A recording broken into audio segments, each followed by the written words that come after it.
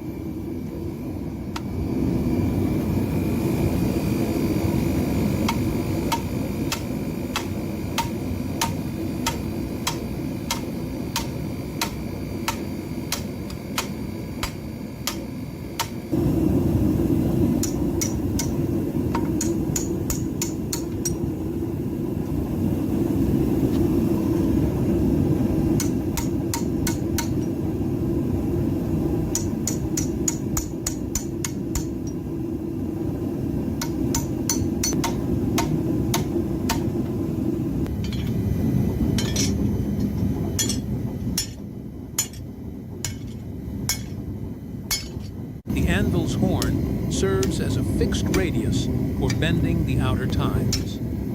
Hammering the steel over this curve ensures symmetrical stress distribution across the U-frame. As the metal turns from bright orange to a dull gray, it rapidly loses its plastic state. The window for heavy deformation closes, shifting the focus to precise alignment. A separate steel bar is drawn out to form the central spear. Flattening it against the anvil aligns the grain of the steel, maximizing structural rigidity.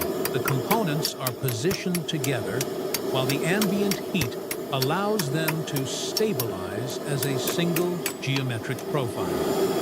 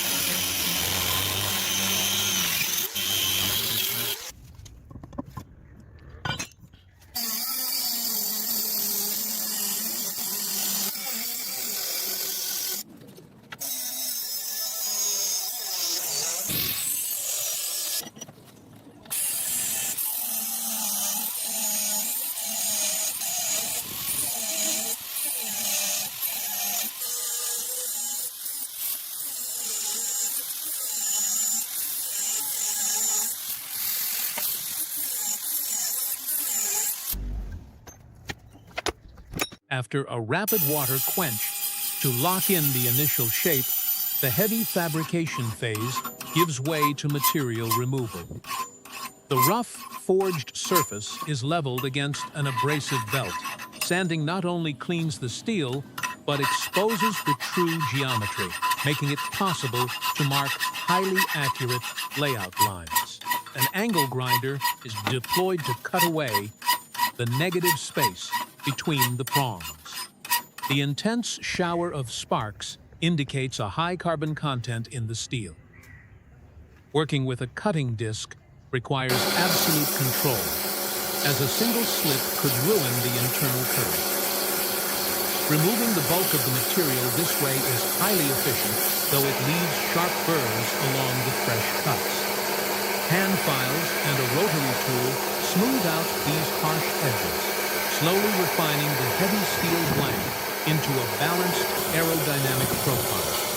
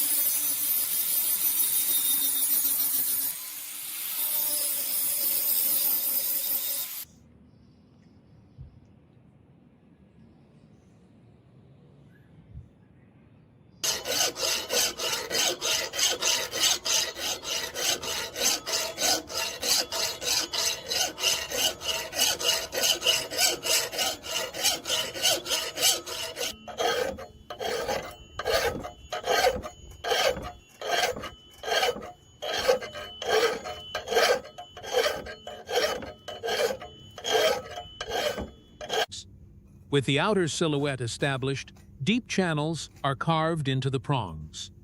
These grooves act as fullers, significantly reducing the overall weight of the weapon without compromising its lateral strength. The grinder wheel generates extreme localized friction. Careful passes prevent the thin edges from warping under the heat. The raw blank is now a fully articulated Trident head.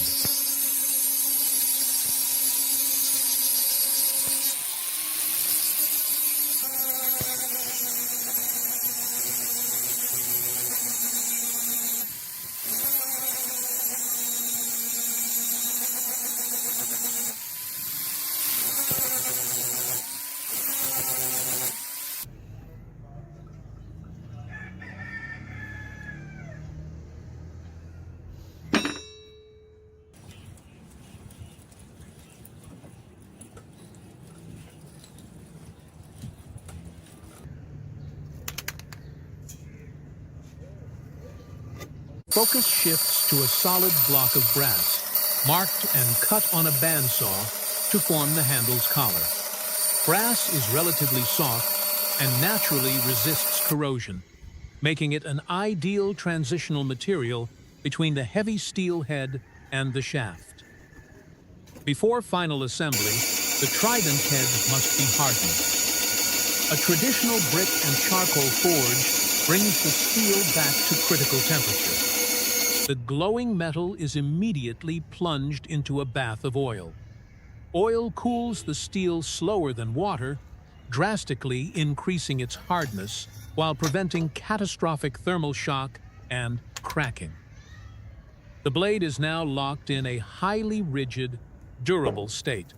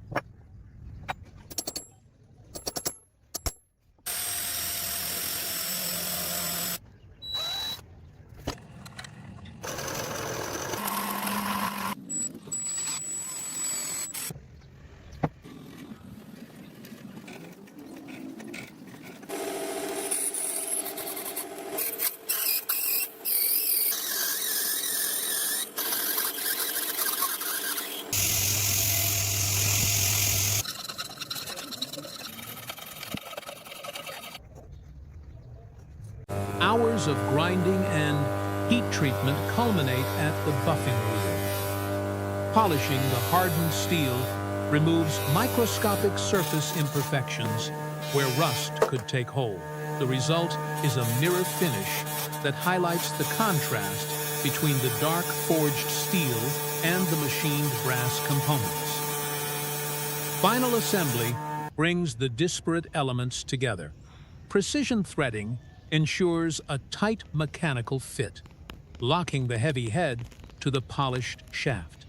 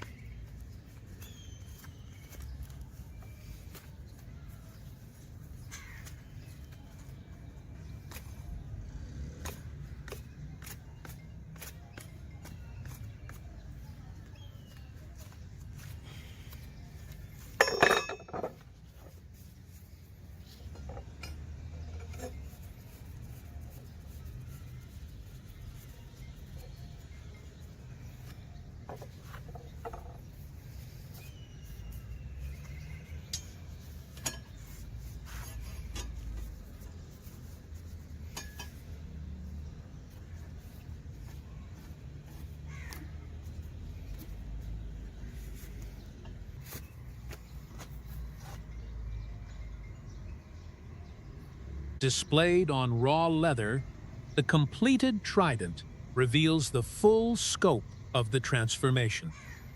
What began as an oxidized bar of scrap metal has been completely reorganized at the molecular level.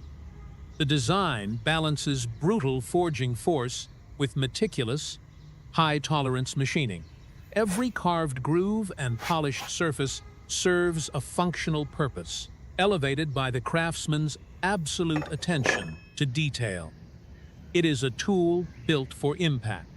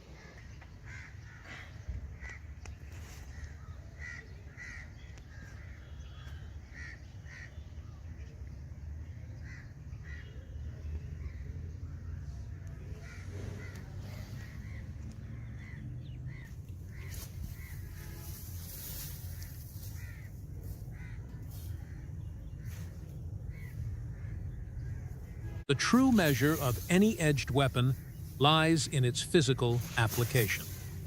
Suspended fabric bags filled with dense soil provide a severe test of penetration and material retention. Under heavy structural strain, the canvas yields, emptying its contents in a cascade of debris. The blade leaves behind nothing but an empty vessel,